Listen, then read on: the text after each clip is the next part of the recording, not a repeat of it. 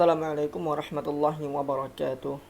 Alhamdulillahi hamdan katsiran tayyiban mubarakan fih kama yuhibbu rabbuna wa yarda, amma ba'd.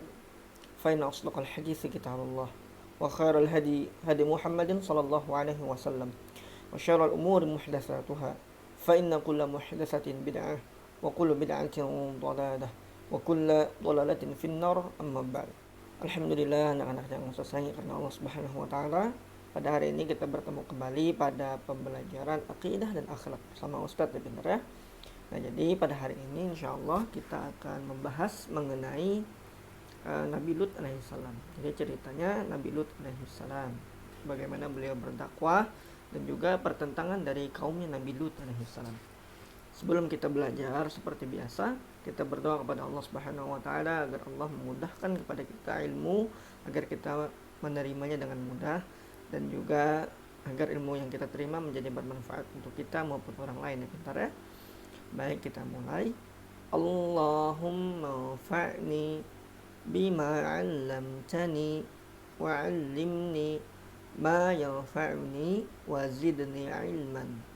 Alhamdulillah, kita telah selesai membaca doa sebelum belajar. Kemudian kita akan masuk kepada materinya. Jadi Nabi Lut alaihissalam, dia merupakan keponakannya Nabi Ibrahim alaihissalam. Satu langit, Nabi Lut alaihissalam merupakan keponakan dari Nabi Ibrahim alaihissalam. Jelas bentar ya. Kemudian Nabi Lut alaihissalam, dia tinggal di sebuah negeri yang bernama Yordania. Negeri yang bernama Yordania.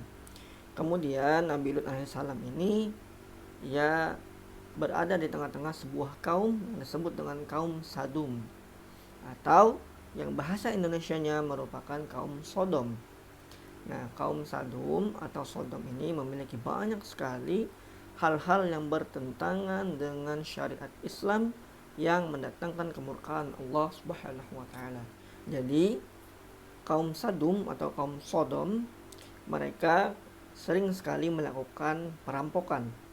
Dan juga ketika mereka itu berkumpul disebutkan dalam buku-buku sejarah, diantaranya seperti buku yang telah kita pelajari juga di dalam akidah akhlak. Di sana ada dijelaskan sedikit tentang perilaku kaum Sodom. Mereka suka sekali melakukan perampokan, dan juga ketika mereka berkumpul sesama kaum ini, maka mereka melakukan perbuatan-perbuatan maksiat atau perbuatan-perbuatan keji yang mendatangkan kemurkaan Allah Subhanahu wa taala. Jelas nak ya? Nah, kemudian kaum Sodom, mereka didakwahi oleh Nabi Lut alaihissalam agar mereka mentauhidkan Allah Subhanahu wa taala dan meninggalkan perbuatan keji yang mereka lakukan seperti perampokan dan lainnya, terlebih menyukai sesama jenis. Oleh karenanya, ketika mereka menyukai sesama jenis, yaitu laki-laki dengan laki-laki lainnya, mereka dinamakan dengan kaum Sodom atau kaum Sadum ya. Dan ini merupakan perbuatan tercela yang di dalam Islam kita diharamkan untuk melakukannya. Nah, Nabi Lut alaihissalam diutus kepada mereka dan mendakwahkan kepada mereka, "Wahai kaumku," kata Nabi Lut, "aku diutus oleh Allah Subhanahu wa taala kepada kalian tanpa mendapatkan imbalan apapun, agar kalian menyembah Allah Subhanahu wa taala." Kemudian kaumnya Nabi Lut ini mengatakan, "Wahai Lut, jika engkau terus menasihati kami, maka kami akan mengusir kau dari negeri ini atau dari tempat ini." Maka ketika itu Nabi Lut alaihissalam tetap mempertahankan agar mendakwahi mereka. Kemudian kala itu juga datanglah malaikat Jibril alaihissalam ke rumahnya Nabi Lut alaihissalam dengan sesosok manusia. Jadi malaikat Jibril ini ia menyamar menjadi sesosok manusia. Jadi di antara hal yang Allah berikan kepada malaikat-malaikat Allah baik itu malaikat Jibril, maka Allah memberikan kepada mereka kelebihan berupa bisa menyerupai sebuah wujud, yaitu seperti manusia. Nah, jadi malaikat Jibril dan malaikat yang lainnya itu datang ke rumahnya Nabi Lut alaihissalam dengan rupa manusia, yaitu sesosok laki-laki yang tampan. Jadi laki-laki ini tampan, gagah dan juga bersih. Maka kaum Sodom atau kaumnya Nabi Lut alaihissalam yang mereka menyukai lelaki ini, sesama laki-laki, mereka datang ke rumahnya Nabi Lut alaihissalam dengan mengetok-ngetok pintunya. Tok tok tok tok, kata kaum Nabi Lut alaihissalam. Kemudian dibukakanlah pintunya oleh Nabi Lut. Maka kaum Sodom pun mengatakan, "Wahai Lut, izinkanlah kami menikahi para pemuda yang tampan itu." Maka kala itu malaikat Jibril alaihissalam mengepangkan sayapnya, kemudian mengenai mata orang-orang yang berkumpul di depan rumahnya Nabi Lut alaihissalam.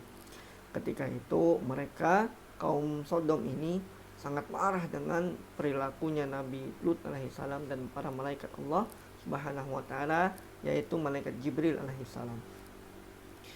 Kemudian mereka pun pulang dengan keadaan dendam karena malaikat Jibril alaihissalam mengepangkan sayapnya dan mengenai mata mereka, sehingga mereka pulang dalam keadaan dendam. Kemudian kala itu malaikat Jibril alaihissalam menyampaikan kepada Nabi Lut agar Nabi Lut alaihissalam meninggalkan kota itu dan pergi ketika di akhir malam, yaitu maksudnya ketika pertengahan malam mendekati waktu subuh.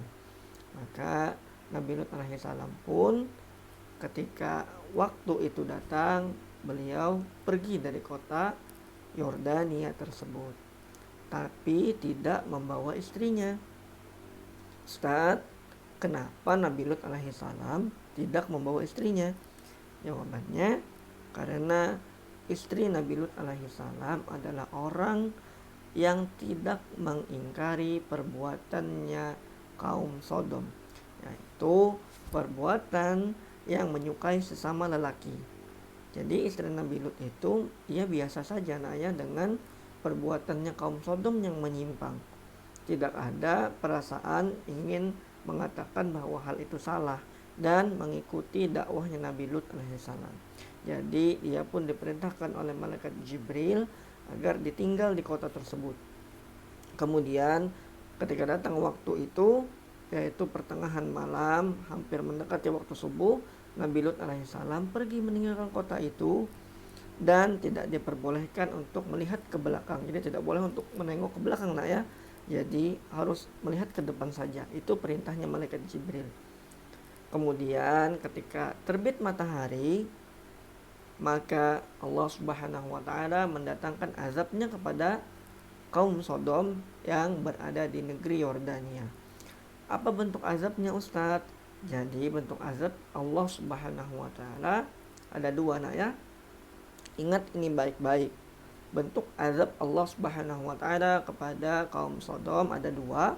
Yang pertama, Allah subhanahu wa ta'ala menyampaikan kepada Nabi Lut alaihissalam yang terjadi, seperti Allah subhanahu wa ta'ala mengangkat tempat tinggalnya kaum Sodom, yaitu di negeri Yordania, ke langit, kemudian dihempaskan ke bumi, sehingga rumah mereka, kemudian harta benda mereka, dan mereka sendiri itu lenyap, dan mereka pun mendapatkan azab yang demikian. Kemudian setelah Allah angkat ke langit dan hempaskan ke bumi, Allah sampaikan kepada mereka azab lagi berupa batu panas. Jadi batu panas itu mengenai mereka tanpa meleset atau tanpa tidak kena sedikit pun. Artinya mereka semua masing-masing dari kaum Sodom ini mendapatkan azab selain diangkat ke langit kemudian dihempaskan ke bumi, yaitu dilemparkan kepada mereka batu panas, yang batu panas itu mengenai mereka semuanya kecuali orang-orang yang beriman kepada Nabi Lut alaihissalam. Jelas pintar ya? Nah, itu saja materi kita pada hari ini, semoga bisa difahamin, yaitu titik yang harus dipahamin seperti bentuk azab yang Allah berikan kepada kaum Nabi Lut alaihissalam, kemudian perbuatan-perbuatan yang keliru yang dilakukan oleh kaum Nabi Lut dan juga apa yang didakwahkan oleh Nabi Lut alaihissalam. Itu saja dari Ustadz pada pembelajaran kali ini. Kemudian untuk tugasnya silahkan anak-anak sekalian mengerjakan evaluasi pertama dan kedua pada halaman yang ke-50 nak ya.